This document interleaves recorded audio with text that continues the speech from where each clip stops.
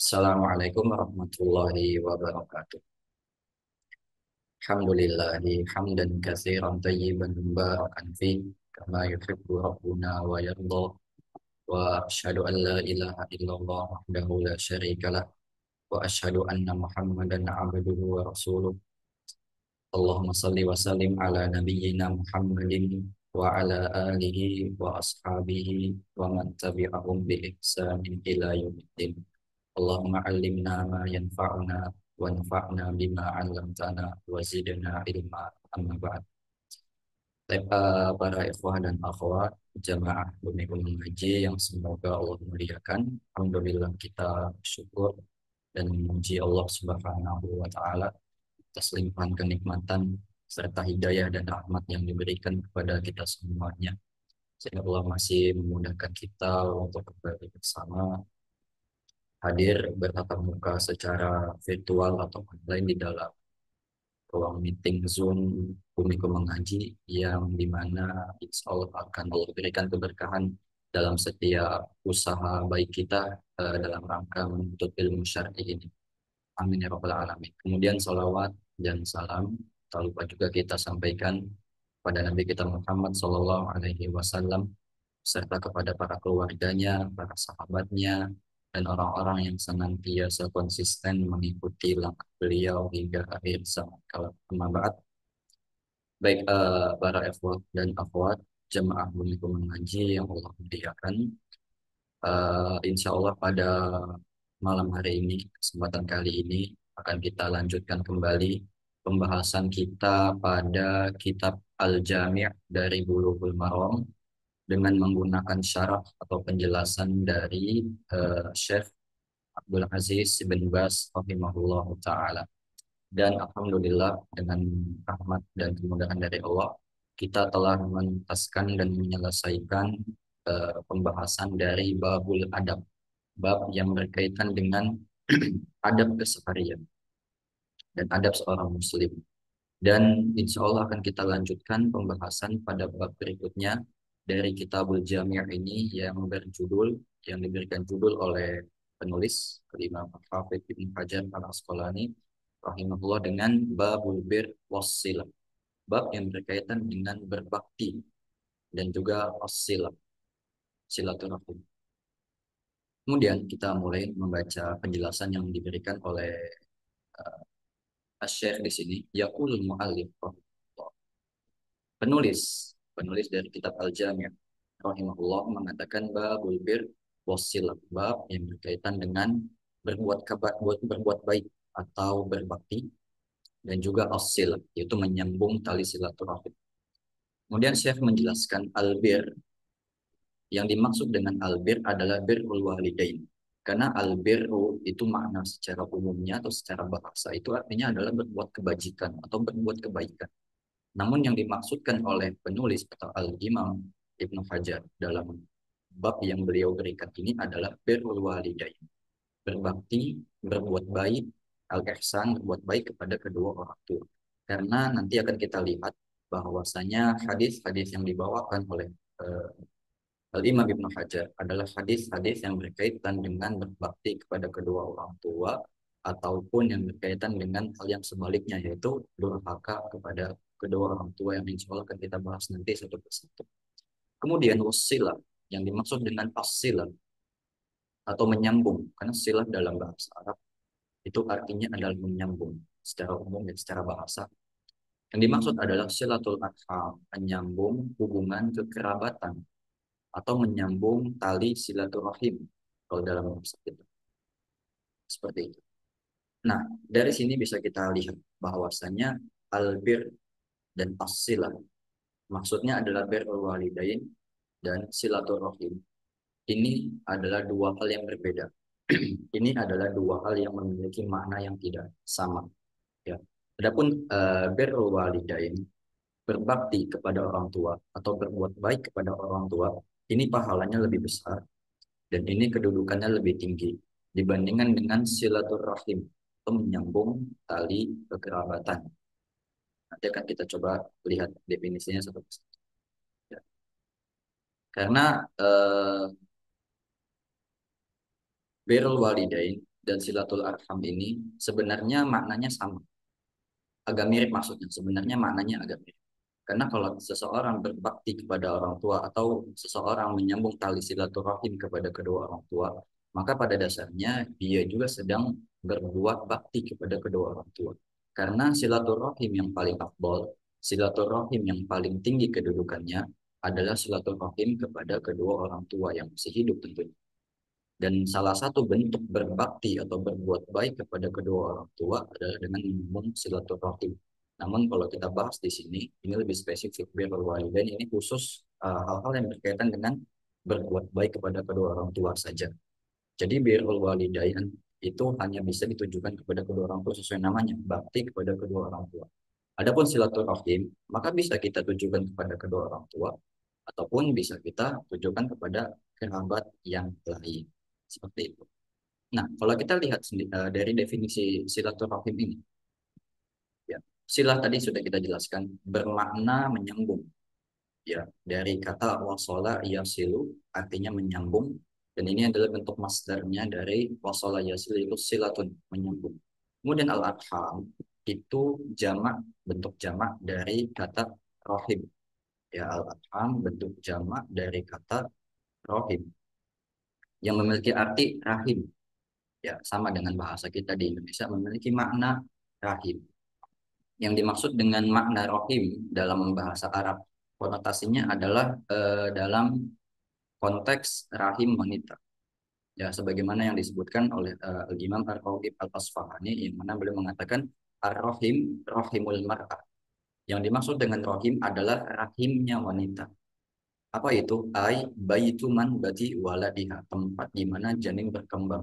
Wa wi'a'uhu, dan tempat terlindunginya janin di dalam perut wanita. Ya. Wa minhu ustu'ira ar-rahim lil qarabah. Dan istilah ar-rahim itu digunakan untuk menyebutkan makna karib kerabat. Bikaunihim kharijina min rahimin wahidatin. Karena mereka semuanya itu berasal dari satu rahim atau keluar dari satu rahim. Yang dimaksud adalah hubungan kekerabatan yang satu darah. Ya, hubungan kekerabatan yang satu darah atau satu makro. Kemudian juga demikian yang dimaksudkan dengan silaturahim adalah menyambung hubungan kepada karib kerabat atau kekerabatan saudara, sanak famili, sebagaimana yang disebutkan oleh Imam An-Nawawi rahimahullah. Beliau menjelaskan wa amma silaturahim fahiyal ihsan ilal aqarib ala hasabi halil wasil wal mausul. Adapun silaturahim, ia adalah maknanya berbuat baik, al-ihsan, kepada karib kerabat sesuai dengan keadaan orang yang hendak menghubungkan dan keadaan orang yang hendak dihubungkan. Demikian makna dari silaturahim. Jadi sebenarnya makna silaturahim itu lebih khusus, yaitu menyambung tali kepada kerabat saja. Berarti bisa kita ambil kesimpulan bahwasanya istilah yang biasa kita gunakan, ya, atau istilah yang biasa digunakan oleh masyarakat kita di Indonesia, bahwasanya kadang menyambung ke apa namanya, silaturahim ke guru misalkan, atau mengunjungi teman ke rumah, ya, atau tetangga misalkan, itu disebut dengan silaturahim. Ataupun misalkan ada acara reuni teman-teman lama dari sekolah ataupun dari tempat kerja misalkan, maka itu bisa dikatakan silaturahim juga, ya kan, ajakannya adalah silaturahim bersama, seperti itu. Nah, maka di sini ada kekeliruan makna. Ya, di sini ada kekeliruan makna karena silaturahim yang dimaksud dalam istilah syar'i, ya, dalam istilah Islam, syariat Islam, yang dimaksud adalah menyambung tali kekerabatan kepada sanak famili, keluarga yang masih satu kerabat, satu darah. Itu yang dimaksud. Jadi keutamaan-keutamaan yang datang tentang silaturahim yang nanti akan kita baca hadisnya, itu nanti tidak akan berlaku kepada mereka yang bukan keluarga atau kerabat. Maka ziarah atau berkunjung kepada teman, berkunjung kepada tetangga, berkunjung kepada eh, apa namanya, kolega misalkan, atau teman-teman yang lama reuni, itu bukanlah dinamakan dengan silaturahim, tapi itu yang dinamakan, itu namanya adalah ziarah atau berkunjung. Ya, jadi ini ada salah kaprah yang ada dalam masyarakat, ya, kebiasaan yang dimana ziarah tapi dimaknai dengan silaturahim. Jadi menganggap silaturahim ini adalah bentuk umum dari semua bentuk menyambung tali hubungan, mempererat hubungan. Kan silaturahim ukhuwah Islamiyah misalnya.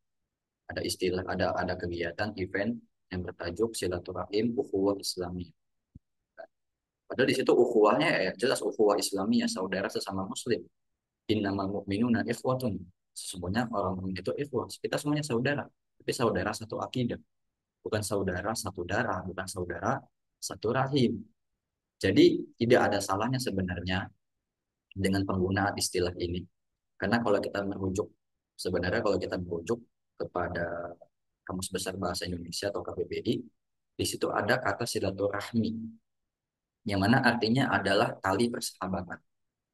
Kurang lebih maknanya seperti itu. Ya, jadi memang sebenarnya silaturahmi atau silaturahim ini adalah istilah dari bahasa Arab dan terutama istilah syar'i dalam Islam yang sudah diambil, diserap menjadi istilah kita juga. Jadi kita juga sebenarnya sudah menggunakan istilah silaturahmi ini untuk berkomunikasi satu sama lain dan orang pun paham walaupun sebenarnya silaturahmi ini maknanya dari bahasa Arab. Bahkan kalau kita bicara dengan orang non muslim pun atau orang kafir pun ketika kita katakan silaturahmi mereka mereka pun paham apa yang kita maksud dengan makna umumnya yang tadi sesuai dengan Kamus Besar Bahasa Indonesia, tali pertemanan, hubungan pertemanan, mana umum. Sebenarnya kalau memang ingin dimaknai dengan tali pertemanan sesuai dengan Kamus Besar Bahasa Indonesia, karena silaturahmi ini sudah diserap ke dalam bahasa kita, itu nggak ada masalah. Sah-sah saja ketika orang memberikan judul pertemuan dengan tajuk silaturahmi ukhuwah Islamiyah misalkan yang tadi kita buat. Ini nggak ada salahnya, nggak masalah. Tapi yang jadi masalah adalah ketika orang meyakini perbuatan tersebut memiliki keutamaan yang sama dengan silaturahim yang sesuai maknanya dengan syariat, yaitu silaturahim kepada keluarga. Misalkan seorang punya kakak atau adik, dia silaturahim menyambung tali kekerabatannya kepada mereka, berbuat baik kepada saudara, ya dengan cara membantunya, ya kan, kemudian mendoakannya, misalkan berkunjung ke rumahnya, misalkan rumahnya berjauhan, saling mengunjungi satu sama lain, maka tentu keutamaan ini tidaklah didapat ya dengan silaturahim yang dimaksud dalam bahasa Indonesia, yang dilakukan kepada teman, yang dilakukan kepada guru, yang dilakukan kepada atasan, bos, ataupun yang lain-lainnya.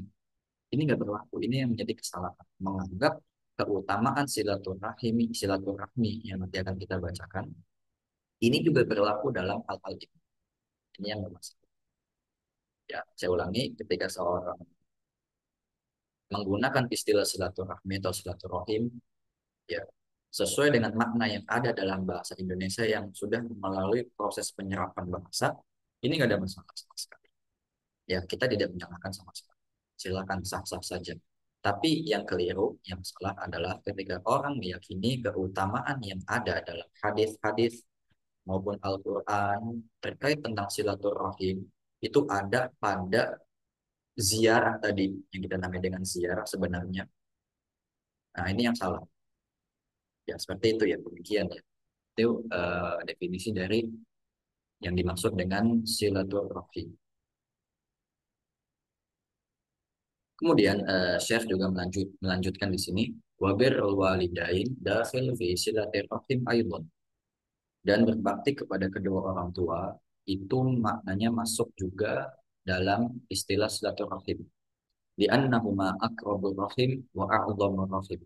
Karena kedua orang tua adalah kerabat yang paling dekat dan kerabat yang paling agung. Ini yang kita sedikit singgung ya, bahwasanya seseorang ketika melakukan silaturahim kepada kedua orang tuanya, maka sejatinya dia juga sedang melakukan bakti kepada kedua orang tua. Jadi dua hal yang bertemu, dua kebaikan yang bertemu.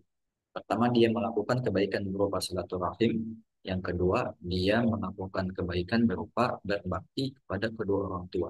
Misalkan seorang merantau jauh, ya keluar dari tempat kampung halamannya untuk mencari pekerjaan, ataupun ada kebutuhan untuk dia tinggal di sana dalam hal menuntut ilmu misalkan. Kemudian dia menyempatkan waktunya untuk datang, mengunjungi kedua orang tuanya. Maka ziarahnya ini, mengunjungi kedua orang tuanya ini, ya naik tingkat menjadi silaturahim. Kalau kita mengunjungi teman ya tetap aja ziarah, namanya kunjungan, tidak naik tingkat. Tapi ketika yang kita kunjungi adalah kerabat, maka dia akan menjadi kebaikan yang bertambah, ya naik tingkat satu derajat di atasnya, yaitu silaturahim, menyambung tali kekerabatan. Kemudian karena kerabat yang dimaksud di sini yang dikunjungi adalah orang tua, yang dimana orang tua adalah kerabat yang paling dekat, maka sejatinya dia juga mendapatkan kebaikan berbakti kepada kedua orang tua. Maka sebenarnya kalau kita melihat, ya misalkan seorang anak ya, yang jauh dari orang tuanya, yang sudah memiliki keluarga sendiri, biasanya kalau di kita seperti itu. Seorang anak yang sudah menikah, ya bersama dengan keluarganya, terutama perempuan misalkan yang dia memang harus mengikuti suaminya kemanapun dia diajak, begitu kan. Maka ketika dia datang ke rumah orang tuanya untuk mengunjungi orang tuanya, di situ banyak sekali berkumpul kebaikan. Yang pertama adalah berkumpul kebaikan daripada mengunjungi, ya kan, ziarah itu ziarah saudara. Kemudian hal itu menjadi sebab eh, perbuatan silaturahim tadi, yang nantinya kebaikan silaturahim akan datang kepadanya.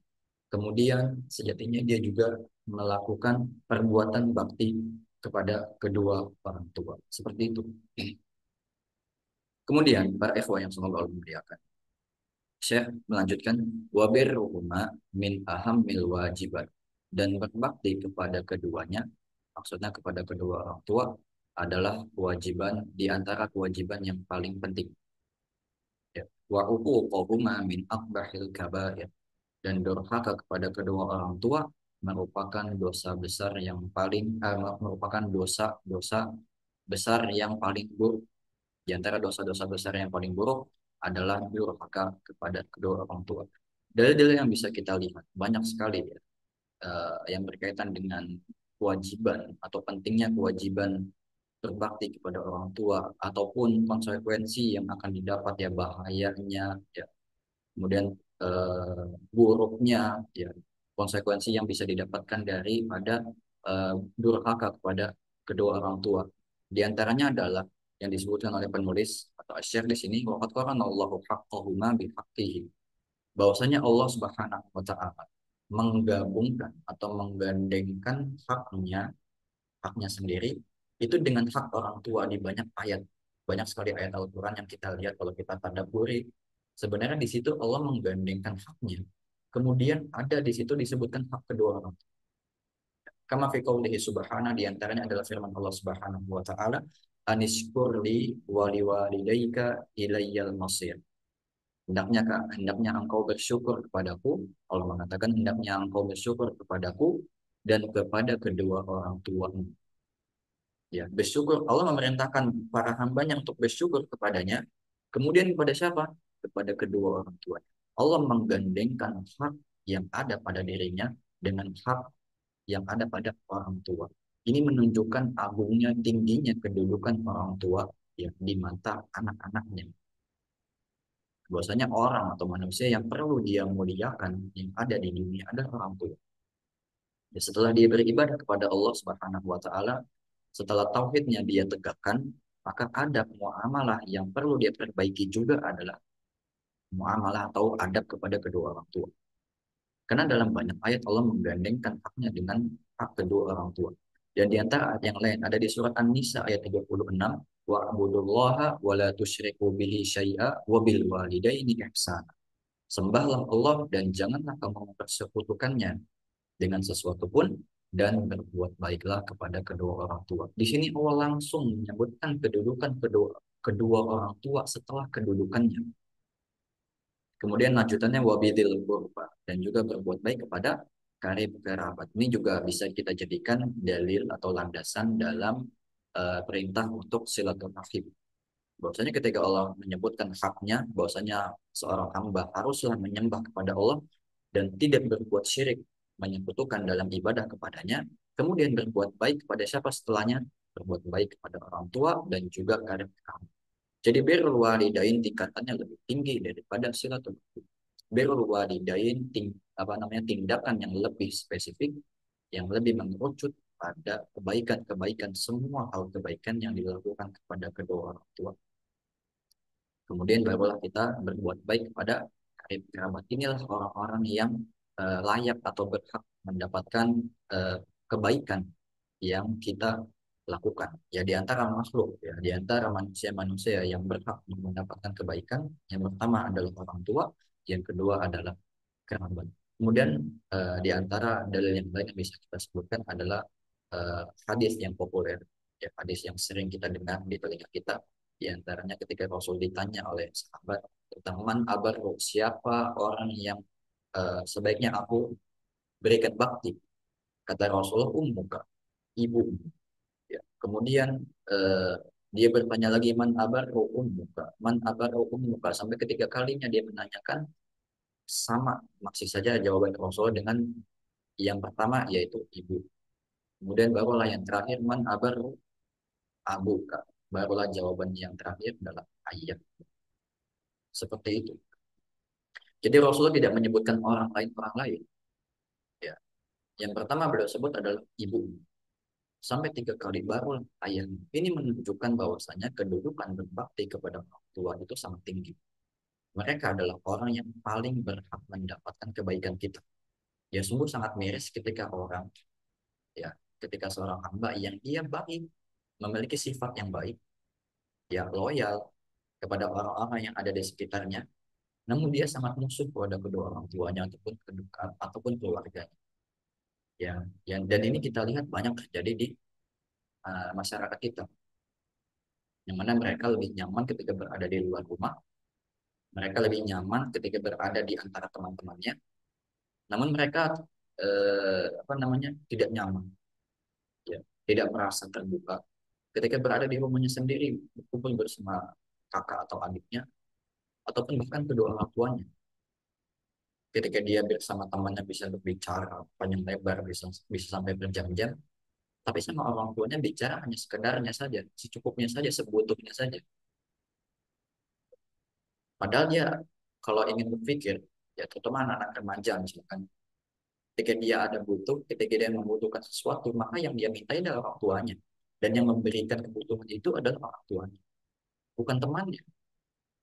Tapi kenapa temannya yang mendapatkan perilaku lebih baik dibandingkan kedua orang tuanya? Kan itu adalah realita yang sangat disayangkan. Yang ada yang terjadi di tengah-tengah kita. Sering kita lihat seperti itu. Seorang anak ketika sampai ke rumah, dia masuk kamar, kunci pintu, keluar makan, keluar ke toilet, masuk kamar lagi. Benar-benar tidak ada interaksi sama sekali, ataupun sedikit sekali interaksi yang dia lakukan kepada orang tuanya, ataupun adik, ataupun kakaknya. Tapi ketika dia keluar rumah, keluar semua sifatnya, keluar semua kesenangannya, ya keluar semua kata-katanya, ya seakan-akan ini adalah dua orang yang berbeda. Ya, ini sangat disayangkan. Padahal orang yang paling berhak mendapatkan kebaikan itu adalah orang tua dan kerabat, saudara sanak famili kita. Ini adalah kekeliruan yang dilakukan oleh kaum muslimin. Ya, dan ini perlu kita luruskan dan ini perlu kita perbaiki. Makanya kita juga penting ya, sebagai seorang tua, sebagai orang tua untuk memperhatikan apa namanya muamalah kita atau cara berperilaku kita memperlakukan anak-anak kita. Jangan sampai kita didik, ya, jangan sampai kita sebagai orang tua mendidik anak-anak kita sebagai anak-anak yang durhaka. Karena kadang kalau kita lihat akar permasalahannya itu sebenarnya apa sih? Anak yang tidak mau berinteraksi kepada orang tua, anak yang tidak mau terbuka kepada orang tua, anak yang segan kepada orang tua. Bisa jadi karena orang tuanya memang kurang memperhatikan dia juga. Jadi dia merasa di rumah itu dia nggak dispesialkan, nggak diistimewakan sebagai anak. Dan ketika dia di luar bersama teman-temannya, dia merasa di kalangan temannya ini diistimewakan, diangkat derajatnya, dipuji. Ketika ada kesalahan tidak dibentak, tidak disalahkan. Ketika di rumah dia melakukan sedikit saja kesalahan, dia dimarahi, dia dibentak. Ya mungkin bisa jadi ini yang menjadi penyebab. Kadang kita nggak bisa menyalahkan anak kita secara penuh. Kita harus introspeksi sebagai orang tua. Jangan kita menjadi orang tua yang mendidik anak kita menjadi anak yang durhaka kepada kita sendiri. Seperti itu. Ya, kadang ada juga orang tua yang ya inginnya anaknya baik, tapi dia nggak mau baik kepada anaknya. Inginnya anaknya berbakti kepadanya, inginnya anaknya ini perhatian kepada orang tua, tapi orang tuanya sendiri nggak mau perhatian sama anaknya, ini gimana mau ketemu gitu? Ini mau sampai kapan ketemu seperti itu? Seperti itu. Ya kalau katakan orang tua ingin egois, orang tua namanya orang tua ingin dihormati, harusnya dimulai dulu untuk di apa namanya ditegur, ditanya kabar. Kan nggak ada salahnya kita sebagai orang tua untuk memberikan perilaku baik itu kepada anak kita. Kita mulai mengucapkan salam kepada anak kita lewat pesan singkat, lewat telepon, ya ada salahnya. Ya, siapa yang mengalah, dialah yang akan menang. Mengalah untuk menang. Kadang kita melihat rumitnya permasalahan hubungan antara anak dan orang tua. Itu sebetulnya kalau kita lihat sebenarnya dari egois yang ada pada keduanya. Jadi sama-sama egois. Anaknya merasa dia tidak diistimewakan, tidak diperhatikan oleh orang tuanya, sehingga dia malas untuk memperhatikan orang tuanya. Orang tuanya egois, karena dia merasa orang tua, dia merasa tua, dia merasa punya hak untuk dihormati. Dia nggak mau memperhatikan anaknya. Seperti itu. Kalau seperti ini, kapan ketemu? Maka saya katakan, maka kami katakan, siapa yang mengalah duluan, dialah yang menang. Seperti itu. Anak yang ingin mengalah duluan, dia menurunkan egonya, maka dia akan dapatkan kebaikan lebih banyak. Orang tua misalkan yang menurunkan egonya, dia lebih memperhatikan anaknya, maka dia juga dapat keutamaan yang banyak. Pertama, dia dapat keutamaan berupa sifat lembut nanti yang timbul pada anaknya, karena lembutnya dari dia, anaknya menjadi lembut juga. Dan kedua, dia dalam rangka berbuat baik kepada orang lain. Ya, berbuat baik kepada orang lain yang berimbas apa? Orang lain akan berbuat baik kepadanya, anak yang dimana itu adalah anaknya, yang nanti anaknya akan berbakti kepadanya. Jadi sebenarnya keuntungannya ya kembali lagi ke diri masing-masing. Ya, anak itu butuh bakti kepada orang tua. Karena ini merupakan termasuk salah satu sebab seorang anak itu masuk surga. Jadi kalau dia tidak ingin menurunkan egonya, maka ini nggak akan dia dapatkan keutamaan seperti ini. Ketika dia menurunkan egonya, ketika dia mengalah, maka dia akan menang. Dia dapat keutamaan ini, insya Allah. Begitupun orang tua. Orang tua itu sebetulnya membutuhkan bakti dari anak itu lebih ke doanya. Di antara amal jariah yang disebutkan, ya kan, di antara amalan yang tidak terputus disebutkan dalam hadis Rasul adalah waladun soleh yada'ulahu. Anak soleh yang mendoakan dia. Bagaimana anak soleh yang mau mendoakan kedua orang tuanya kalau dia nggak berbakti kepada kedua orang tuanya? Kan seperti itu. Kalau dia benci kepada orang tuanya, bagaimana ingin keluar doa yang baik dari mulut anak ketika anak itu benci sama orang tuanya karena sikap kita yang keras. Ketika orang tua ingin mengalah pun, sejatinya dia menang. Dia akan mendapatkan bakti dari anaknya. Sebenarnya orang tua itu butuh bakti dari anaknya, yaitu doa yang dia butuhkan nanti ketika dia sudah meninggal. Dia akan mendapatkan itu, insya Allah ketika dia merendahkan egonya. Jadi sebenarnya kita harus melihat siapa yang mengalah dulu. Dia yang akan menang. Dan nanti akan ketemu titik terangnya. Kalau dua-duanya egois, susah. Banyak kasus. Ya, banyak kasus saya dapati. Ya, banyaklah kita masyarakat di kita ya, kondisi orang tua dan anak yang kurang baik. Maka saya selalu berpesan kepada para eh, teman-teman saya yang posisi sebagai anak, jangan kau abaikan orang tuamu. Mau bagaimanapun jahatnya orang tuamu, mau bagaimanapun jahatnya, buruknya perilaku orang tuamu kepada engkau, tetap dia itu orang tua. Gak bisa engkau pungkiri. Kamu punya kewajiban berbakti kepadanya. Terlepas dari dia berbuat baik kepada Anda atau dia berbuat buruk kepada Anda, tetap dia adalah orang tua dan engkau harus berbuat baik kepada karena itu kewajiban yang Allah tetapkan. Allah berfirman, wa qadha rabbuka alla ta'budu illa iyyah wa bil walidayni ihsan. Dan Rabbmu telah mewajibkan kepada kalian agar beribadah hanya kepadanya dan berbuat baik kepada orang tua. Ini adalah kewajiban yang Allah tetapkan. Dan juga kami nasihati kepada kedua orang tua, maka perbaiki sikap engkau atau sikap Anda kepada anak Anda. Ya, introspeksi diri, kira-kira apa yang membuat anak Anda ini menjadi keras. Dikhawatirkan faktornya adalah dari Anda sendiri. Ya, dikhawatirkan faktornya adalah dari Anda sendiri. Karena anak itu tumbuh dari kecil di pangkuan orang tua. Didikan pertama yang masuk kepada anak itu ya didikan orang tua. Ya, bisa jadi dari kecil didikannya sudah salah, karena mungkin orang tuanya sibuk kerja, kurang memperhatikan anak, anak hanya ditaruh di playground, kelompok bermain, yang penting anaknya ada yang jaga, atau diasuh dengan babysitter atau ART, sehingga dia lebih dekat dengan asistennya dibandingkan dengan orang tuanya, sehingga dia merasakan kasih sayang itu datang dari asisten, bukan dari orang tuanya. Ada yang seperti itu. Ya. Ketika asistennya pulang kampung, dia sampai nangis-nangis. Ketika orang tuanya pergi kerja dan pulang kerja, dia biasa saja. Ya, ini fenomena yang miris. Ya, seperti itu. Ini perlu kita perhatikan dan perlu kita perbaiki dalam masyarakat kita. Ini tugas kita semuanya. Kemudian, Asy-Syaikh melanjutkan, waqad qarana al-uquq bisyirki kama fi sahihain min hadis Abi Bakrah Ats-Tsaqafi radhiyallahu anhu anin Nabi sallallahu alaihi wasallam annahu qala, dan bahwasanya eh, Allah Subhanahu wa taala menggandengkan eh, perilaku durhaka kepada orang tua dengan perilaku kesyirikan kepada dirinya. Sebagaimana Allah menggandengkan haknya dari seorang hamba, kemudian hak orang tua untuk anak kepada seorang anak, begitupun Allah menggandengkan kaitan antara syirik kepadanya dengan durhaka kepada kedua orang tua. Ini menunjukkan bahayanya syirik dan bahaya durhaka kepada orang tua. Kalau tadi kita lihat, ini menunjukkan pentingnya kewajiban kita untuk beribadah kepada Allah dan pentingnya kewajiban kita untuk berbakti kepada orang tua. Maka ini adalah kita lihat bahayanya. Ternyata bahayanya juga luar biasa.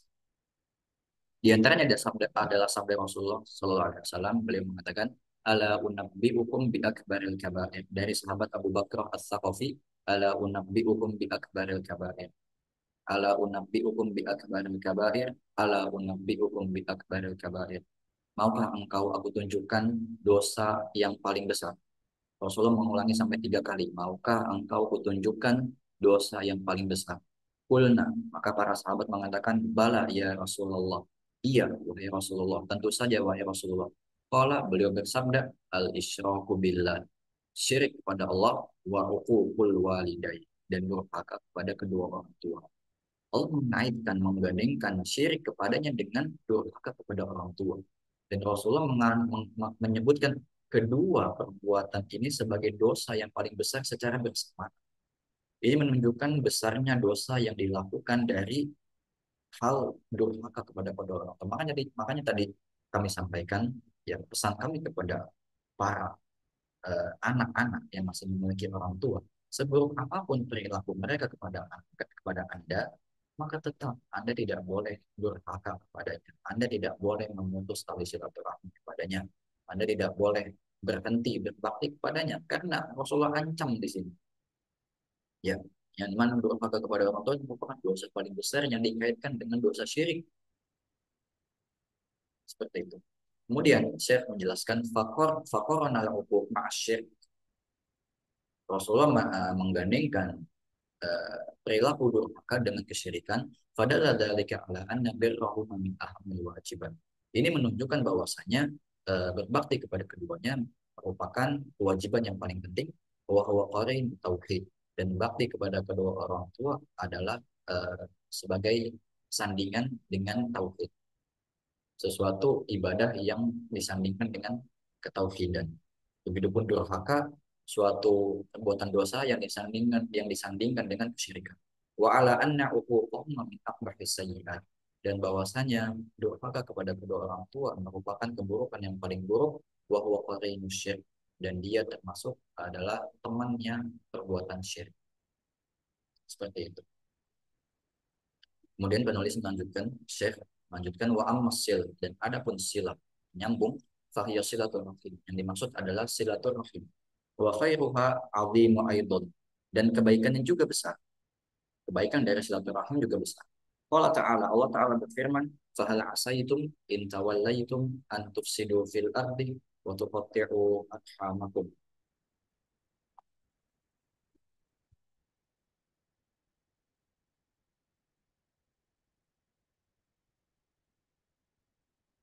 Sebentar.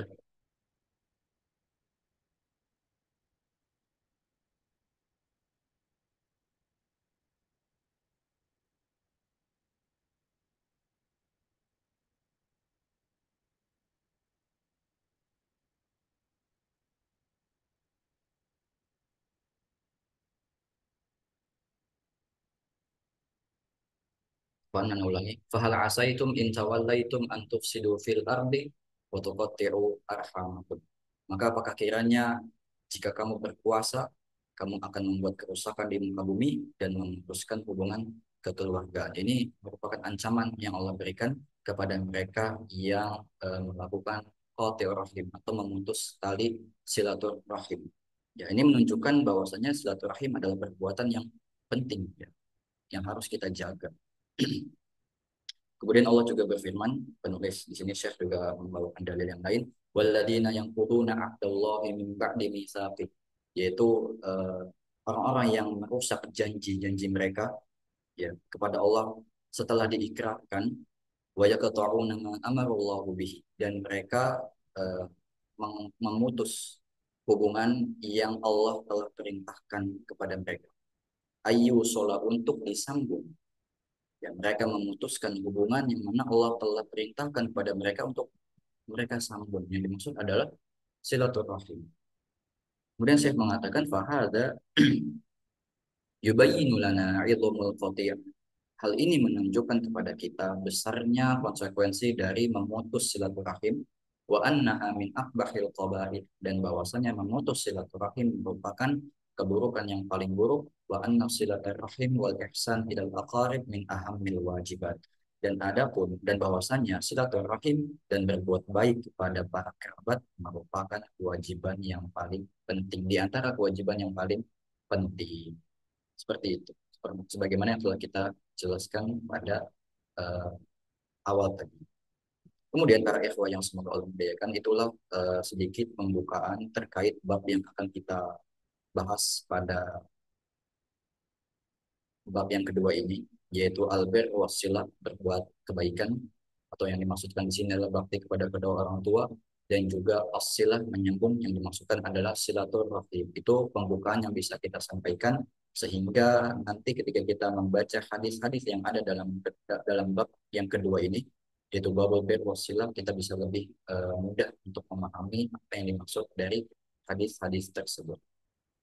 Adapun hadis pertama yang dicantumkan oleh penulis Kitabul Jami' Al-Imam Al-Hafidz Ibnu Hajar rahimahullah adalah yaqulu sallallahu alaihi wasallam, di mana sabda Rasulullah sallallahu alaihi wasallam, man ahabba an yubsata lahu fi rizqihi, barang siapa yang ingin dilapangkan rezekinya, wa ayyun sa'alahu fi asarihi, dan dipanjangkan umurnya, falyasil rahimah, maka hendaknya dia menyambung tali silaturahim. Saya ulangi hadisnya, riwayat dari sahabat Abu Hurairah radhiyallahu anhu bahwasanya Rasulullah bersabda, man ahabba an yubsata lahu fi rizqihi, barang siapa yang ingin dilapangkan rizkinya, wa ayyun sa'alahu fi atharihi, dan ingin dipanjangkan umurnya, falyasil rahimah, maka hendaknya dia menyambung tali silaturahim. Hadis ini dinilai sahih oleh Al-Imam As-San'ani dan dikeluarkan oleh Al-Imam Al-Bukhari juga di dalam kitab sahihnya, hadis nomor 5985. Ya. Kemudian kita kembali ke penjelasan dari Syekh bin Bas rahimahullah. Hada yadullu ala anna silaturahim min asbabi bastir rizki. Hadis ini menunjukkan bahwasanya menyambung silaturahim merupakan di antara sebab-sebab dilapangkannya rizki. Wa min asbabil barakah fil umur wa tulihi, dan di antara sebab-sebab keberkahan pada usia dan panjangnya usia. Fayan bagi lil mu'min an yataharra dalika, maka selayaknya untuk seorang mukmin berusaha untuk bisa melakukan keduanya, menjaga keduanya. Wa ayyuhsina ila aqaribihi, dan berbuat baik kepada kerabatnya. Wa ayyaqsida wajhallahi bidzalika, dan hendaknya memaksudkan atau menginginkan wajah Allah dengan hal tersebut. Fahada min asbabi an Allah yabsutu lahu fi rizki, dan ini merupakan di antara sebab bahwasanya Allah melapangkan rezeki seorang hamba, wa yanzilu lahul barakah, dan menurunkan keberkahan kepadanya, wa yunsa'a fi atharihi, dan Allah melapangkan umurnya, wa yafsahu fi ajalihi ala khairin wa huda, dan Allah melapangkan ajalnya, menambahkan ajalnya dalam kebaikan dan dalam petunjuk. Sampai sini penjelasan yang ada dari penulis atau dari Syekh bin Baz rahimahullahu taala. Para ikhwah yang semoga Allah muliakan, kalau kita melihat kembali dari makna hadis, di sini jelas sekali Rasulullah Shallallahu Alaihi Wasallam memotivasi kita para umatnya, ya, untuk senantiasa menjaga dua hal yang penting ini, ya, menjaga hal yang penting ini. Satu yaitu silaturahim. Hadis ini berfokus pada silaturahim.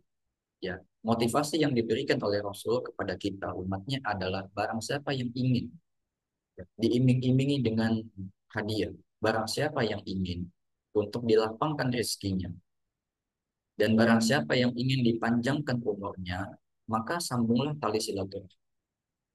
Ya, ini motivasi yang diberikan oleh Rasul kepada umatnya. Dan dari sini bisa kita pahami juga bahwasanya amalan soleh yang dilakukan oleh seorang hamba itu ternyata ada yang memiliki ganjaran di dunia juga, bukan hanya di akhirat. Kalau kita berbicara ganjaran dari amalan soleh, maka pasti dia ada ganjaran di akhirat. Faman ya'mal mithqala dzarratin khairan yarah. Barang siapa yang melakukan perbuatan baik sekecil biji zarah pun, maka dia akan menuai hasilnya, ya, di akhirat nanti tentunya. Jadi semua perbuatan baik yang dilakukan oleh seorang hamba itu pasti dicatat sekecil apapun itu, dan pasti dia akan mendapatkan balasannya nanti di akhir dari kebaikan. Tapi ternyata ada beberapa amalan yang dia memiliki balasan di dunia juga. Di antaranya adalah silaturahim. Yang pastinya silaturahim ada balasan kebaikan nanti di akhirat karena merupakan sebuah kewajiban. Dan ternyata di dunia juga ada. Berupa apa? Berupa kelapangan rezeki yang diberikan oleh Rasulullah di sini sebagai motivasi, dan juga panjangnya umur yang diberikan dari Allah, ya, yang dimotivasi oleh Rasulullah di sini. Ternyata ada juga ya amalan yang bisa bisa kita rasakan efeknya, yang bisa kita rasakan ganjarannya itu di dunia. Maka ketika ada orang yang mengatakan, ya, melemparkan syubhat bahwa engkau atau Anda beramal janganlah mengharapkan surga. Ya, engkau beramal harus ikhlas. Ya, tidak boleh apa namanya mengharapkan balasan pahala, tidak boleh harapkan surga. Ya, benar-benar murni ibadah kita ini hanya untuk Allah. Jadi nggak boleh ada tujuan lain. Ada orang yang mengatakan demikian. Ya, ini merupakan termasuk syubhat yang apa namanya membingungkan, bukan, ya, apa namanya pandangan seorang muslim. Jadi orang tuh dibuat nggak boleh beribadah, ya, nggak boleh berkeinginan dari ibadah itu kecuali hanya untuk Allah saja. Jadi untuk surga pun sampai dia katakan nggak boleh. Seperti itu. Padahal Allah sendiri yang mengatakan wasari'u ila magfiratin min rabbikum wa jannatin 'arduhas samawati wal ardh. Maka berlomba-lombalah kalian kepada ampunan dari Allah, wa jannah, dan surganya Allah. Allah di sini jelas sekali menyuruh kita untuk berlomba-lomba meraih surga. Arduhas samawati wal ardh, yang luasnya seluas langit dan bumi. Uiddat lil muttaqin, disiapkan untuk siapa? Disiapkan untuk orang-orang yang bertakwa. Orang-orang yang bertakwa itu siapa? Orang-orang yang melakukan amalan soleh. Ya, di sini Allah memotivasi orang-orang agar ingin melakukan amalan soleh, yaitu diberikan ganjaran berupa surga. Bahkan diperintahkan oleh Allah untuk bersegera. Maksudnya apa? Maksudnya bersegera melakukan amal baik, yang dari amalan baik ini engkau akan mendapatkan surga. Allah sendiri yang mengajarkan demikian agar kita minta surga, berharap surga. Lalu Anda siapa mengatakan bahwasanya ibadah nggak boleh mengharapkan surga? Di sini juga jelas Rasulullah mengatakan barang siapa yang ingin dilapangkan rezekinya, barang siapa yang ingin dipanjangkan umurnya, maka hendaknya dia menyambung tali silaturahmi. Maka Anda siapa ketika Anda mengatakan silaturahmi nggak boleh mengharapkan apa-apa? Padahal Rasulullah sendiri yang memotivasi kita dengan hal yang demikian. Ini merupakan subhat yang batil, ya. Subhat yang eh, nggak masuk logika. Kita buat logika logika pun nggak masuk seperti itu. Ya, ini hal-hal yang perlu kita hindari tentunya. Kemudian para ikhwah yang semoga Allah muliakan. Maka kalau kita lihat tentang silaturahim ini, ya ada kesalahpahaman yang tadi sudah kita sebutkan bahwasanya orang-orang yang mereka menganggap bahwa ziarah, ya, kumpul dengan teman-teman semuanya, teman-teman sekolah, teman-teman kerja, ataupun dengan orang-orang yang lain, ini bisa dikatakan dengan silaturahim. Maka kekeliruan yang ada adalah ketika dia menganggap hal ini memiliki keutamaan yang sama dengan silaturahim kepada kerabat sesuai dengan definisi atau istilah syar'i. Itu kesalahan atau kekeliruan pertama yang tadi kita jelaskan di awal eh, pertemuan kita pada kesempatan kali ini. Kemudian sebagian orang juga ada yang akhirnya dengan kesalahpahaman dari hal ini berimbas kepada kesalahpahaman yang berikutnya. Ketika orang meyakini ziarah kepada teman memiliki kedudukan yang sama dengan ziarah kepada keluarga atau berbuat baik kepada teman, ya kepada saudara sesama muslim, ini sama nilainya dengan berbuat baik kepada saudara sekandung, ya berarti sama dengan istilah silaturahim, maka nanti akan muncul kesalahan-kesalahan yang lainnya. Jadi khawatirkan akan muncul kepada kesalahan-kesalahan yang lainnya. Maka tadi kita sampaikan hal ini perlu kita koreksi.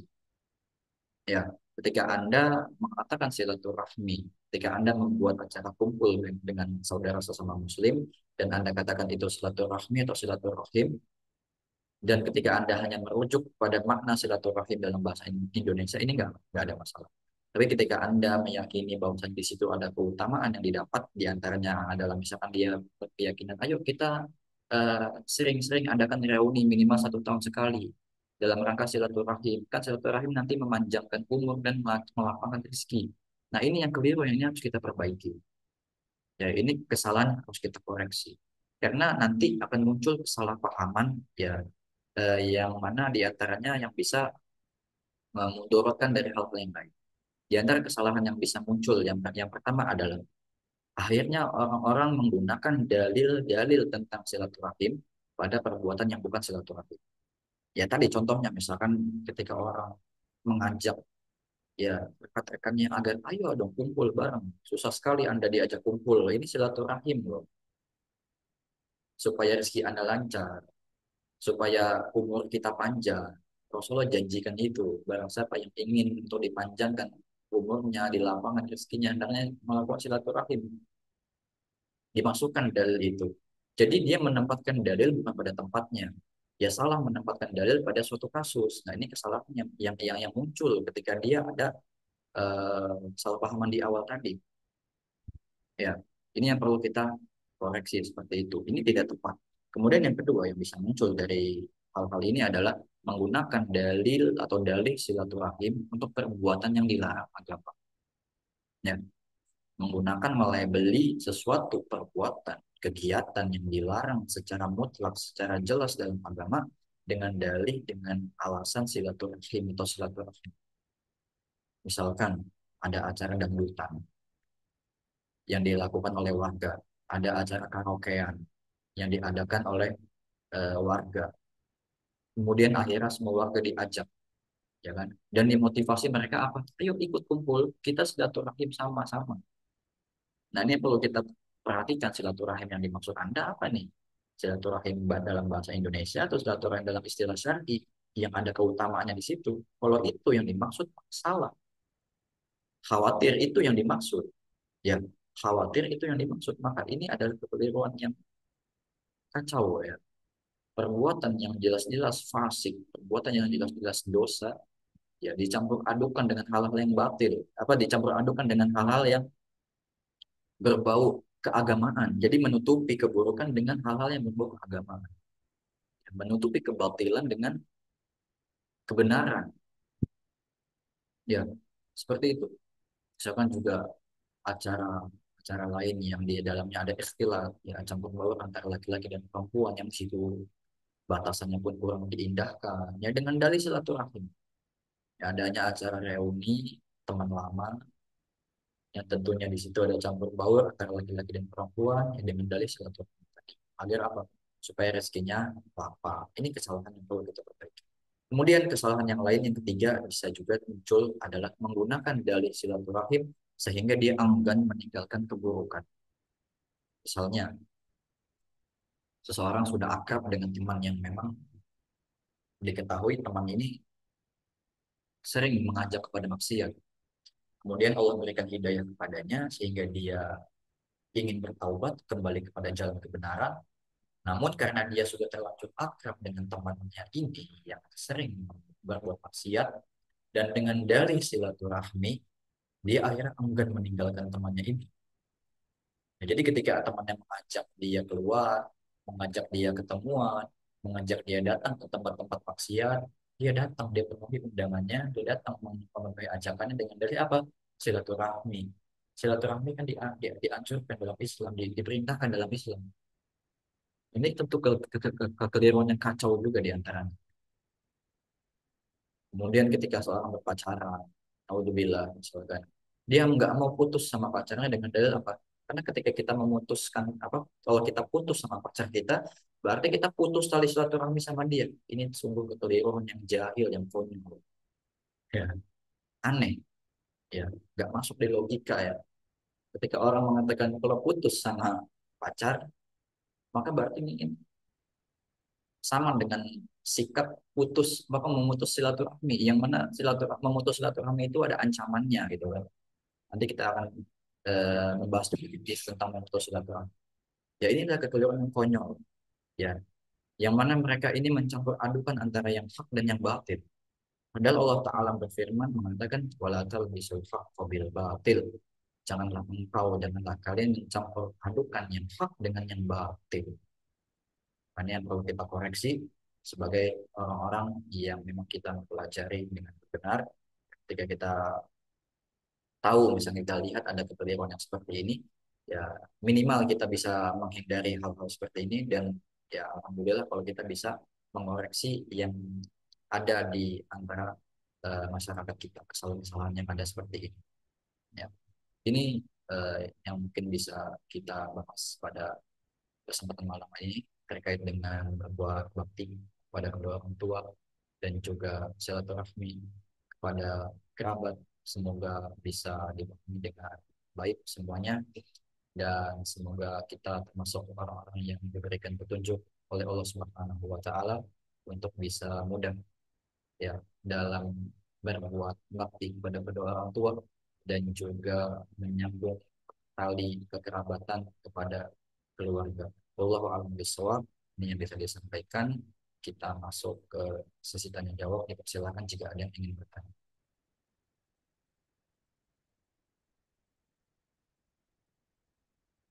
Baik, di sini sudah ada yang angkat tangan, Ibu Yuniarti, silakan.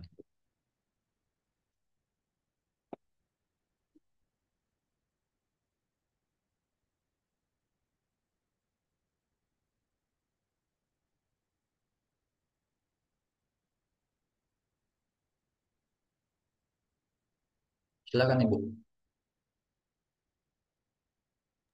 Ya. Assalamualaikum warahmatullahi wabarakatuh, Pak Ustadz. Semoga Pak Ustadz Waalaikumsalam. dalam lindungan Allah Subhanahu wa Ta'ala, selalu dalam keadaan sehat. Amin. Saya izin bertanya, Pak Ustadz, kalau misalnya kita dalam pertemuan nih, dalam reuni atau kita perkumpulan teman, itu kan kadang-kadang gitu menyebutnya ya, kadang-kadang kita salah ya. Kalau ke keluarga itu dianggapnya teman, kalau ke teman ke bukan satu hubungan darah malah dibilangnya kita silaturahim. Itu kan salah perkataan ya Pak Ustadz. Salah persepsi. Itu gimana Pak Ustadz? Jangan. Apa coba diulang pertanyaannya? Oh, kalau misalnya kita kan pertemuan kadang-kadang dibilangnya silaturahim ya Pak Ustadz. Kalau misalnya Ya. bukan keluarga, bukan satu satu apa namanya satu satu darah gitu. Itu kan biasanya kita kalau pertemuan tuh dibilangnya silaturahim ya. Kalau pertemuan teman atau bukan keluarga satu darah itu Pak Ustadz. Itu biasanya kan kita biasanya di tulisannya eh, kita silaturahim ke teman atau bukan satu darah itu kan biasanya begitu Pak Ustadz. Kan itu persepsinya salah itu Pak Ustadz. Itu bagaimana Pak Ustadz Jajakan? Baik. Sebagaimana yang telah kita jelaskan tadi, itu adalah persepsi yang keliru yang perlu kita perbaiki. Namun kita perlu ketahui dulu, karena tadi kita sampaikan bahwasanya kalau kita sebenarnya merujuk ke Kamus Besar Bahasa Indonesia atau KBBI, jadi silaturahmi atau silaturahim itu sama saja ya. Mau silaturahim, Hmm, mau silaturahmi itu sama saja. Istilah yang sama. hmm, Itu sudah diserap ke dalam bahasa kita, bahasa Indonesia. Dan kalau kita hmm, melihat tadi di Kamus Besar Bahasa Indonesia, makna silaturahmi sendiri adalah ikatan pertemanan. Jadi kepada hmm, teman namanya silaturahmi, kepada keluarga juga sama namanya silaturahmi. Kalau yang dimaksud adalah bahasa Indonesia, istilah yang memang umum dipakai oleh masyarakat orang Indonesia, ini nggak ada masalah. Ya, dengan tanpa meyakini bahwasanya di situ ada keutamaan tertentu, ya, hmm, ada keutamaan di lapangan rezeki yang tadi kita sebutkan dalam hadis, ada keutamaan dipanjangkan umur. Dia nggak meyakini adanya itu ketika dikunjung kepada temannya. hmm. Walaupun dia katakan Iya, silaturahmi, tapi dia nggak meyakini itu. Enggak kok, enggak, ini bukan silaturahmi dalam istilah syar'i. Ini silaturahmi dalam istilah hmm, Indonesia. Ini nggak mengapa. iya, Ini sah saja. Tapi kalau dia meyakini tadi bahwa silaturahmi yang dia maksudkan adalah istilah syar'i yang ada keutamaan khusus di antaranya menyambung apa di antaranya dilapangkan rezekinya, dipanjangkan umurnya, maka ini yang keliru. Maka sampaikan bahwasanya di situ tidak ada keutamaan apa-apa, melainkan hanya berbuat baik kepada saudara satu muslim saja, saudara hmm, muslim saja, saudara seakidah. Tidak lebih dari itu. hmm, Jadi kebaikannya yang hmm, kita dapatnya berupa kebaikan berbuat baik kepada sesama hmm. saudara kita yang muslim. Iya. Seperti itu. Tidak ada Nah, kebaikan yang saya, didapat dari silaturahmi. Ya, iya, Pak. seperti Saya itu, mau Bu. bertanya lagi, Pak. Kalau misalnya banyak kan kalau misalkan kita udah nggak punya orang tua itu kerabat-kerabat kadang-kadang memutuskan eh, hubungan silaturahmi. Padahal kita inginnya ya inginnya menyambung ya Pak Ustadz ya. Tapi anggapannya kadang-kadang orang itu anggapannya salah kalau kita misalnya kita nge-WA ada WA keluarga. Nah, itu kadang-kadang kita dianya inginnya memutuskan tapi kalau kita inginnya menyatukan gitu Pak Ustadz. Itu banyak Pak Ustadz yang memutuskan hubungan silaturahmi padahal di dalam Islam kan itu di dalam agama apapun itu tidak boleh. Itu bagaimana Pak Ustadz ya? Iya. Jadi di antara bentuk silaturahmi atau di antara bentuk bakti kita kepada orang tua yang sudah wafat atau sudah meninggal adalah kita tetap menyambung hubungan kekerabatan kepada keluarganya ataupun kepada teman-temannya juga yang lain. Ya. Dan memang sebenarnya definisi yang hakiki dari silaturahmi atau menyambung silaturahmi adalah mereka yang menyambung ketika diputus. Jadi sebenarnya Hmm, ketika orang itu diputus hubungan oleh keluarga, misalkan ada dari keluarga orang tua yang sudah wafat, misalkan ada dari saudaranya, dari kakak atau dari adiknya, yang berarti paman kita. Nah itu adalah keluarga kita, kerabat kita, ya kan? Dia memutus silaturahmi kepada kita, nggak mau memperhatikan kita, ya kan, nggak mau berhubungan interaksi dengan kita, tapi kita tetap datang kepadanya, kita tetap menyambung hubungan baik kepadanya. Itu sebenarnya definisi yang hakiki dari silaturahim adalah ketika engkau diputus, engkau menyambung. Bukan orang yang dalam kondisi baik-baik saja datang. Itu mah hal yang biasa, bukan hal yang luar biasa. Tapi hal yang luar hmm, biasa adalah ketika engkau diputus, engkau tetap menyambung. Nggak peduli. Karena ini kewajiban. Seperti tadi kita katakan, sama dengan birrul walidain, bakti pada orang tua. Sejahat apapun mereka melakukan berperilaku kepada Anda, engkau tetap wajib berbakti kepada mereka. Ya kan? Sejauh mana mereka memutus hubungan kepada Anda dalam silaturahim ini, Anda tetap harus menyambung kepada mereka karena itu adalah kewajiban. Karena itu yang hmm, ditekankan oleh syariat. Ya. Allah, Allah menyandingkan antara ibadah kepadanya, kemudian berbuat baik kepada kedua orang tua, wabil walidaini ihsana, wabidil qurba, dan kepada hmm, kerabat. Orang tua langsung kerabat, menunjukkan pentingnya menjaga hubungan baik kepada mereka. Meskipun mereka berbuat buruk kepada kita, meskipun mereka Hmm. memutus hubungan dari kita. Wallahu a'lam bishawab. Itu yang bisa Iya, dijawab. betul. Di kolom atas jawabannya. Assalamualaikum warahmatullahi wabarakatuh. Waalaikumsalam warahmatullahi wabarakatuh. Silakan Bapak Tarmisi, nanti akan kita bacakan yang di chat juga ya. Ya, Mohon berkenan. Alhamdulillah. eh, Terima kasih Ustadz Agung. Terima kasih host. Assalamualaikum warahmatullahi wabarakatuh. Jazakallah khairan atas materi yang telah disampaikan. Namun mohon maaf ini Pak Ustadz Rizky, boleh bertanya di luar tema sekilas? Ya, silakan Problem Bapak. ya. Kebetulan sebenarnya saya menunggu-nunggu Pak Ustadz apa? eh, Haris ya. Tapi Haris. mau nanya ayat terkait dengan apa namanya? eh, Sedikit hal fikih. Mungkin bisa diterangkan kepada kami eh, mana yang lebih kuat pendapat mengenai batasan dari sholat Isya, Pak Ustadz.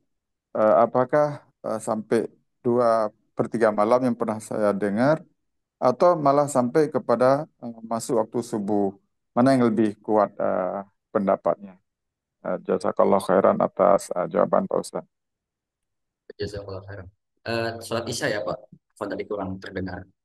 Salat Isya benar Pak Ustaz. Batasan sholat Isya ya Pak. Iya benar, batasan salat Isya. Batasan sholat Isya yang paling kuat ya di antara banyak pendapat para ulama, ada yang mengatakan sampai masuknya waktu fajar atau waktu subuh, ada yang mengatakan sampai sepertiga akhir malam ya. Ada yang mengatakan setengah malam. Dan di antara pendapat yang kuat yang diambil oleh diantaranya oleh Al-Imam Asy-Syaikh Muhammad bin Shalih Al-Utsaimin rahimahullah, di dalam kitabnya beliau Sifatus Shalah, beliau memilih pendapat yang mengatakan sampai setengah malam. Sholat Isya batasannya adalah sampai setengah malam. Dan dimulai malam itu dari waktu maghrib. Jadi misalkan kita buat asumsi, maghrib itu jam 6. Misalkan kita buat yang gampang aja nih ya Pak. Maghrib itu jam 6, kemudian fajarnya jam atau subuhnya jam 4. Berarti ada waktu malam kurang lebih sekitar 10 jam. Ya, sekitar 10 jam. Maka setengahnya berapa? Berarti 5 jam. Berarti 5 jam itu dihitung dari jam 6 sampai jam 11. Itu adalah waktu sholat Isya. Berarti maksudnya eh, ketika masuk waktu sholat Isya, berarti batasannya sampai jam 11. Karena malamnya dihitung dari maghrib. Ya, dihitung tadi kan total malam ada 10 jam. Dari jam 6 sampai jam 4 subuh. Kemudian setengahnya itu kan berarti 5 jam. Berarti 5 jamnya ini kita hitungnya dari jam 6. Walaupun misalkan isyanya jam 7 gitu. Misalkan isyanya jam 7. Tapi dihitungnya dari 5 jamnya itu dihitungnya dari maghrib, dari jam 6. Jadi batasan sholat isyanya adalah sampai jam 11 kurang lebih. Gitu. Berdasarkan dalil dari surat Al-Muzammil, ya ayyuhal muzammil qumil laila illa qalila. Wahai orang-orang yang berselimut, bangunlah pada malam hari kecuali sedikit. Nisfahu awi usmin qalila. Setengahnya atau kurangi sedikit, yaitu sepertiga akhir. Berarti maksudnya apa? Ini menunjukkan setengah malam. Setengah malam yang kedua ya. Setengah malam yang kedua ini adalah waktunya untuk sholat tahajud. Waktu yang afdol untuk sholat tahajud. Dan ini menandakan bahwasanya waktu sholat isya juga berhenti di situ. Jadi waktu sholat isya hanya sampai segitu. Berdasarkan pendapat yang tadi diambil oleh Syekh Al-Utsaimin di dalam kitabnya Sifatus Shalah. Wallahu a'lam. Di itu yang bisa dijawab. Baik, ya, terima kasih Pak Ustadz. Ya, Misalnya kalau seseorang itu ada uzur, katakanlah ada kesibukan yang memang tidak bisa apa ditinggal, katakanlah ada orang sakit, ngurus orang sakit, misalnya ini sebagai contoh, sehingga seseorang ini terlewat, katakanlah baru bisa sholat isyanya di atas jam 11. Itu berarti apa status sholatnya? Berarti sholat yang diqadha begitu Pak Ustadz ya? ya. Dalam hal sholat itu tidak ada qadha. Dalam hal sholat, ulama sepakat tidak ada kodok, tidak seperti puasa. Ketika batal ada kodok, ketika ada udzur syar'i yang membatalkan dia ada kodok. Dalam sholat, baik yang ditinggalkan karena udzur, yang ketinggalan karena ketinggalan karena udzur, afwan, sholat ketika dia ditinggalkan tanpa udzur syar'i, maka tidak ada kodok. Namun ketika dia dilakukan di luar waktunya dengan uzur syar'i, itu namanya bukan qadha. Ya, itu namanya melakukan sholat di luar waktunya, kelewat waktunya. Karena di antara syurutus sholat, syarat-syarat sholat itu ada 6 kurang lebih. Dan yang pertama yang disebutkan dan yang paling penting adalah dukhulul waqt, masuk waktunya sholat. Ada yang mengatakan al waktu, itu waktu sholat pada waktunya. Tapi istilah yang lebih tepat adalah masuk waktunya.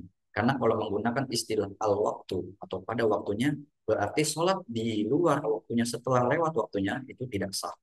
Tapi kalau kita menggunakan istilah masuk waktu sholat, berarti sholat yang dilakukan ketika waktunya telah lewat dengan wudhu syar'i, maka masih dikatakan sah sholatnya. Karena syaratnya apa? Masuk waktunya, kan waktunya sudah masuk. Cuma sudah keluar nih, tapi keluarnya ini nggak kita lakukan karena ada wudhu syar'i. Jadi itu bukan bukan mengkodok sholat, tapi dia melakukan sholat atau melaksanakan sholat setelah keluar waktunya dengan wudhu syar'i. Dan sholat yang bisa dilakukan di luar waktunya, bukan sebelum waktunya ya, di luar waktunya harus dengan wudhu syar'i. Wudhu syar'i itu ada apa? Ada 3 kurang lebih. Innallaha tajawaza an ummatil khata wa nisyan wa mastukrihu alaihi. Bahwasanya Allah memaklumi umatku, umatnya Nabi Muhammad maksudnya, ketika mereka khotok salah, tidak tahu, wan nisyan, lupa, wa mastukrihu alaihi, dan dipaksa. Kalau memang ada hal yang memaksa dia untuk melakukan sesuatu yang nggak bisa ditinggal, ya, yang memang nggak bisa ditinggal ya, misalkan seorang dokter operasi bedah, operasinya ini harus 8 jam. Sementara dia mulainya jam 3 sore, harus mulai jam 3 sore. Dan dia nggak bisa berhenti kecuali sampai jam 11 malam misalkan. Berarti kan ada sholat maghrib dan isya yang kelewat di situ. Maka ini bisa dilakukan setelah dia selesai dari kegiatannya. Karena ada udhur syar'i, dia terpaksa untuk meninggalkannya. Dan dia masih masuk kategori sholat di waktunya. Apa maksudnya sholat di luar waktunya, tapi sah. Jadi kalau memang ada kegiatan ya udhur ataupun lupa misalkan, yang mana lupa ini nggak boleh keseringan juga ya. Karena kalau keseringan bukan lupa namanya, tapi sengaja. Dan juga memang nggak tahu kalau ternyata batasannya sampai situ saja, maka insya Allah Allah masih memaklumi. Dan ketika dia lakukan di luar waktunya, itu bukan kodok namanya, itu namanya adalah sholat di luar waktu, dan itu masih dengan wudhu syar'i. Gitu ya Pak kurang lebih. Baik, Alhamdulillah. Jazakallah khairan atas jawabannya. Barakallahu fikum. Assalamualaikum warahmatullahi wabarakatuh. Baik, warahmatullahi wabarakatuh. Baik, kita lanjutkan ke Idar Islami Perancis, silakan Ibu atau Bapak. Assalamualaikum. Assalamualaikum Baik, warahmatullahi wabarakatuh, Ustaz. Waalaikumsalam warahmatullahi wabarakatuh. Saya ingin bertanya mengenai batasan kerabat itu, Ustaz. Berapa generasi ke bawahnya, misalnya cucu dari nenek atau apa itu, apakah itu masih kerabat? Dan juga misalnya eh, horizontalnya, misalnya eh, anak cucu keturunan dari paman misalnya, apakah itu masih termasuk kerabat? Dan juga misalnya istri-istri dari orang yang termasuk kerabat itu, apakah itu termasuk kerabat juga, Ustaz? Begitu, Ustaz. Iya, eh, ini banyak pendapat ya terkait dengan yang dimaksud dengan kerabat itu. Namun yang paling umum kita kita pahami dari mana kerabat yang dimaksud adalah orang tua. Yang pertama adalah orang tua, kemudian saudara kandung, baik saudara laki-laki maupun perempuan, dan juga saudara seayah ataupun saudara seibu, baik yang laki-laki maupun perempuan, ini masih masuk kerabat. Kemudian ada kakek dan nenek.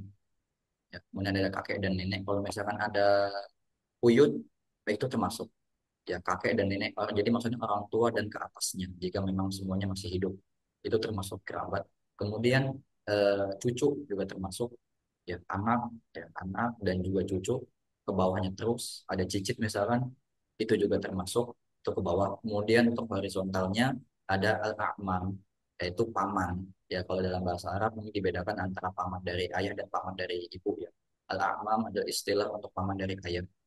Ini termasuk kerabat yang harus kita sambung silaturahim. Kemudian ada al-ammat, atau bibi, bibi dari ayah yang juga harus kita sambung silaturahim. Dan juga ada akhwal. Akhwal adalah paman dari ibu. Ya sama kalau kita om juga ya, paman sama Pak D kalau orang Jawa. Kemudian ada khalat, bibi, bibi yang dari ibu. Ini merupakan kerabat yang dimaksud dari rohim di sini. Sesuai dari penjelasan Al-Imam Ar-Raghib Al-Asfahani tadi, rohim yang dimaksud adalah konotasinya merujuk kepada rahim perempuan yang maksudnya adalah mereka yang punya hubungan darah dengan kita. Itu mereka yang sebenarnya juga menerima warisan nanti dari kita dan kita menerima warisan bisa dari mereka. Seperti itu Bu, yang dimaksud dengan rohim. Kurang lebih penjelasannya. Allah alam. Terus bagaimana dengan istri-istri mereka atau suami-suami mereka? Apakah itu juga termasuk kerabat?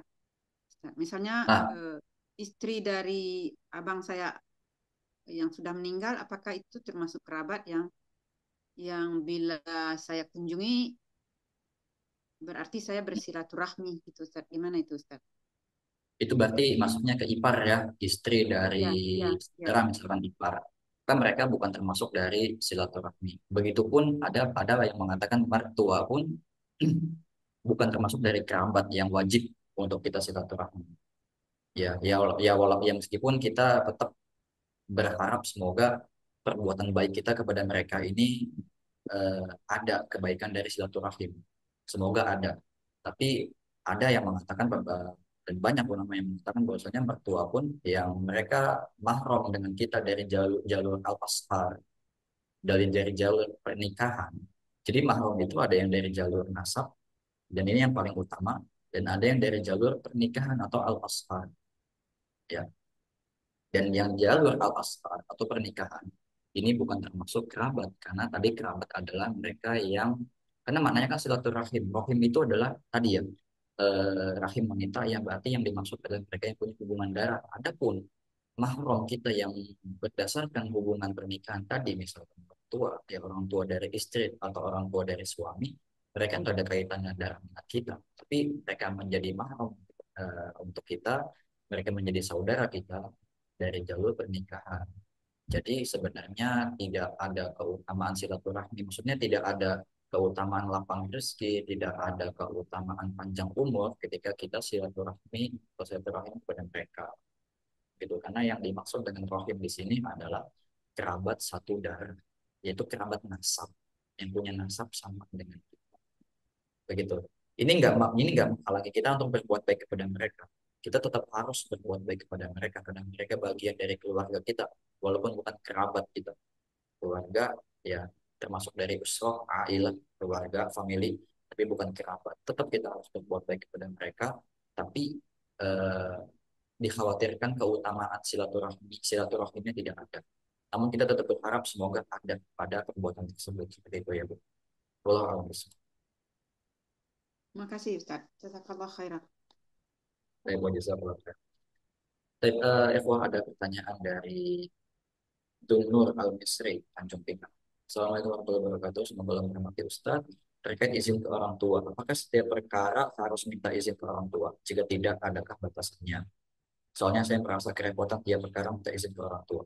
Saya khawatirnya orang tua nggak setuju. Padahal kalau dipikir, itu ada manfaatnya, baik untuk dunia atau akhirat. Seperti masalah untuk berobat. Misal saya ingin bertanya atau beritahu ke dokter mengenai gejala saya merasa harus minta setuju dulu ke orang tua. Akhirnya saya jadi ragu karena harus mikir dulu gimana bicarakan ke orang tua. Terus khawatir kalau orang tua nggak setuju, jadi bagaimana? Jadinya saya merasa sering was-was. Saya curiganya juga ini bisikan syaitan supaya saya makin susah untuk berobatnya makin lama. Terus kalau orang tua nggak setuju, apakah boleh saya lakukan rencana saya, mohon pencerahannya. Ya, baik. Jadi kaidahnya adalah menuruti orang tua. Tahu ini berlaku kaidah yang umum ya. Fi la ta'ata fil makhluk fi maksiatil khaliq atau la ta'ata li makhluk fi maksiatil khaliq. Tidak ada ketaatan kepada makhluk, kepada sesama manusia dalam perkara maksiat kepada Allah Subhanahu wa taala. Jadi segala bentuk ketaatan yang ada unsur maksiat kepada Allah ini mutlak kita nggak perlu terima, baik itu yang datang dari orang tua maupun dari pimpinan kita, yang mana kita juga diwajibkan untuk menaati pimpinan kita, dan juga dari orang-orang yang punya kuasa atas diri kita. Ini nggak perlu dilakukan. Jadi memang sebenarnya ada batasan. Ya, ada batasan. Selagi hal-hal yang memang berbau maksiat, maka kita nggak perlu untuk minta setuju apapun dalam meninggalkannya. Misalkan kita ingin meninggalkan, misalkan seorang perokok berat dan dia memutuskan untuk meninggalkan rokok, maka dia nggak perlu nanya ke orang tuanya, Pak, Bu, saya mau ninggalin rokok, boleh nggak saya nggak ngerokok lagi? Ini nggak perlu, karena meninggalkan maksiat. Ya, seperti itu. Nah, adapun hal-hal yang memang perkaranya mubah dan orang tua ingin agar anaknya apa namanya selalu meminta persetujuan darinya atau minimal mengabari rencananya, maka ini nggak masalah, maka ini perlu kita lakukan karena ini adalah bentuk bakti kepada orang tua. Apapun yang orang tua inginkan dari kita ini perlu kita penuhi selagi hal-hal yang tidak mengandung maksiat. Sebagai contoh ada kisah dari orang soleh di zaman dahulu, itu namanya Juraid, yang dia sedang melakukan sholat sunnah, dan dia dipanggil orang tuanya, namun dia nggak menjawab panggilan orang tuanya, dia tetap melanjutkan sholat sunnahnya. Kemudian orang tuanya mendoakan keburukan kepadanya, dan itu terjadi, keburukan itu menimpa kepadanya, karena sebab orang tuanya marah kepadanya. Kenapa? Karena ini kesalahan yang dia lakukan. Dia lebih mementingkan ibadah sunnahnya, sholat sunnahnya, sedangkan menjawab perintah orang tua, panggilan orang tua, ini adalah perkara yang wajib. Sholat sunnah saja salah, ya, apalagi perkara yang mubah. Kalau memang misalkan berobat dan orang tua minta untuk dikabarkan, misalnya minimal dikabarkan, mungkin maksudnya, ya, atau mungkin memang benar-benar harus dengan setujunya, ya ini nggak masalah untuk dilakukan. Ya, kalau memang sekiranya dalam putusan yang kita lihat ada maslahat dan ternyata orang tua tidak bisa melihat maslahat yang ada dalam putusan tersebut, kita bisa bicara dengannya baik-baik. Ya, kita bisa bicara dengannya baik-baik, dengan adab, dengan sopan santun, dengan lemah lembut. Ada banyak orang tua itu lembut, ya, dia mau mendengarkan apa yang dikatakan oleh anaknya. Kita harus bisa itu. Jadi kita bisa memainkan peran sebagai seorang anak yang berbakti kepada orang tua, yang memang ya perlu minta izin sama orang tua kalau memang orang tua mewajibkan untuk izin, terutama kita yang belum punya keluarga, ya, masih benar-benar di bawah naungan orang tua, itu perlu dilakukan. Ya, main ke rumah teman, misalkan izin mau ke rumah teman siapa, sebut namanya, ya, agar orang tua nggak khawatir. Sebenarnya ini adalah bentuk perhatian orang tua kepada anaknya. Ya, sisi baiknya yang bisa kita lihat adalah ini bentuk perhatian orang tua kepada anaknya. Dia khawatir anaknya terjadi hal-hal yang tidak diinginkan. Kita kadang melihatnya sebagai anak ini hal yang merepotkan. Tapi kalau memang itu merepotkan bagi kita, maka sampaikan ada hal-hal yang sekiranya bisa saya lakukan dengan saya sendiri, ya, orang tua, ayah ataupun ibu nggak perlu untuk ikut campur di sini. Dan jelaskan ini masalahnya. Kalau bisa bawa dalil. Ya, jadi dibicarakan saja dengan orang tua, nggak masalah, gitu. Nggak masalah. Ya, banyak kasus ya seorang anak yang dia dari orang tua yang keras, yang wataknya ini apa yang diinginkan orang tua harus dilakukan oleh anaknya, tapi pada saatnya, ya, Allah lembutkan hati orang tuanya dan akhirnya Allah mau mendengarkan apa yang katakan oleh anaknya dari saran-saran yang masuk, gitu. Jadi bukan berarti ini durhaka sama orang tua, kita membantah, tapi kita diskusi, lebih ke istilahnya diskusi. Ya kan, ada masalah yang kita lihat orang tua nggak bisa lihat, coba kita diskusikan. Dan kita berdoa sama Allah, minta agar Allah melembutkan hati orang tua kita, supaya dia tidak keras, supaya dia tidak memaksa kita, ya, dengan semua hal yang dia lihat baik. Ada kalanya anak juga bisa melihat hal yang baik yang nggak bisa dilihat orang tua, gitu. Seperti itu. Jadi nggak selamanya orang tua itu lebih hebat dari anak. Nggak selamanya orang tua itu lebih pandai, lebih banyak pengalaman dari anak. Bisa kita sampaikan dengan cara yang baik. Kita tunjukkan dengan kualitas yang ada pada diri kita. Kita buktikan. Seperti itu. Itu yang bisa dijawab. Allah alam, semoga bisa dipahami. Kemudian pertanyaan berikutnya, Pak Ikhwan. Assalamualaikum warahmatullahi wabarakatuh. Maaf, ingin bertanya, bagaimana sikap kita terhadap saudara kandung yang punya watak yang tidak baik, yang kasar, dan kalau silaturahmi ke dia, seperti bagaimana gitu, karena orangnya nggak ngenakin. Itu bagaimana? Yang kedua, bagaimana sikap kita kepada seorang bapak yang kasar? Ya tadi, sejahat apapun, ya, seburuk apapun, sejauh apapun mereka memutus silaturahmi dengan kita, maka kita harus menyambungnya. Definisi hakiki dari silaturahmi adalah ketika kita menyambung hubungan orang yang memutus hubungan dari kita. ya tetap kita berbuat baik kepadanya. Jangan kita balas perbuatan buruknya. Ya, jangan kita balas perbuatan buruknya. Itu menunjukkan kualitas kita sebagai seorang muslim yang kita diajarkan oleh syariat Islam ini untuk berbuat baik kepada semua orang, terutama kepada kerabat. Ya, kepada orang kafir aja kita disuruh berbuat baik. La yanhaakumullahu 'anil ladzina lam yuqatilukum fid dini wa lam yukhrijukum min diyarikum an tabarruhum. Allah tidak melarang kalian berbuat baik kepada orang yang tidak mengusir kalian dari kampung kalian, tidak memerangi kalian dalam agama. Itu orang-orang kafir. Bagaimana pula mereka ini orang-orang kerabat kita ya, walaupun mereka berbuat jahat nggak masalah. Kita tetap harus berbuat baik kepadanya. Jangan sampai kita juga memutus silaturahmi kepada mereka. Karena Allah ancam, la yadkhulul karena Rasulullah katakan dalam sabdanya, Rasulullah ancam, la yadkhulul jannata qati'ur rahim. Tidak akan masuk surga orang yang memutus silaturahmi. Biarkan mereka memutus. Biarkan mereka yang mendapat konsekuensinya. Jangan sampai kita ikut-ikutan. Jangan sampai kita juga masuk dalam konsekuensi yang buruk tersebut. Seperti itu. Tetaplah berbuat baik kepada siapapun, meskipun kita mendapatkan perilaku yang buruk. Kemudian, yang kedua, bagaimana sikap kepada seorang bapak yang kasar? Ya tadi, tunjukkan kualitas yang baik, tetap tunjukkan akhlak yang baik dengan dengan harapan dengan akhlak baik kita, bapak menjadi sadar. Ya ternyata jadi orang tuh nggak enak jadi orang kasar gitu. Jadi orang baik tuh enak ya, tenang gitu. Diapain aja nggak ngaruh. Ya, kalau orang kasar dia disenggol dikit aja emosi. Otaknya itu kepalanya tuh panas terus. Tapi kalau orang yang baik yang punya akhlak yang baik dia di perlakuan buruk pun dia tetap bisa sabar, menahan. Ya, kalau bisa sampaikan sampaikan hadis-hadis, sampaikan dalil-dalil yang mana anjuran-anjuran tentang menahan amarah. Ya banyak hadis-hadis yang ataupun ayat-ayat Al-Quran yang menganjurkan kita untuk menahan amarah.